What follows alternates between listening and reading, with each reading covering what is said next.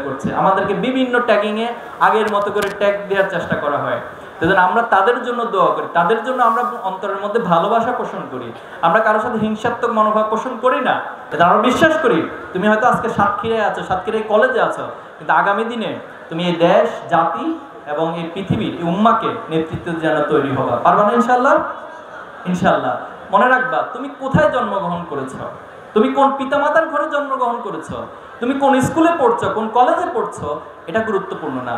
বরং তুমি তোমাকে ভবিষ্যতে কোথায় নিয়ে যেতে চাও, তুমি কোন জায়গা থেকে নিজেকে দক্ষ যোগ্য হিসেবে গড়ে তুলতে চাও, নিজেকে কন্ট্রিবিউট করতে চাও, এটা ভবিষ্যতের মানুষ তোমাকে বিশ্লেষণ করবে। আমি প্রত্যাশা করি আগামী দিনে সেই কাঙ্ক্ষিত মানুষগুলো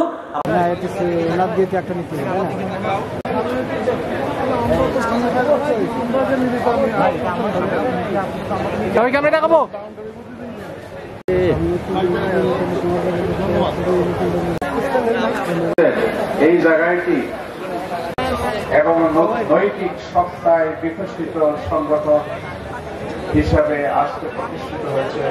৭৭ জন শিক্ষার্থী নিয়ে পরবর্তী পর্যায়ে অনেক মানুষ তৈরি করার, আগামী প্রজন্ম, আগামী নেতৃত্ব সৃষ্টি করার জন্য শিক্ষা এটা সময়ের পরম্পরায় জারি দেখেছে। অবস্থায় ব্যর্থ হয়ে বলে রাষ্ট্র, সরকারি, বেসরকারি নির্বাচনে প্রিয় স্নেহের মা সামনে সুন্দর কথা বলবেন, আমার সামনে বসে আছে এবং তোমরা তৈরি হবে ইনশাআল্লাহ।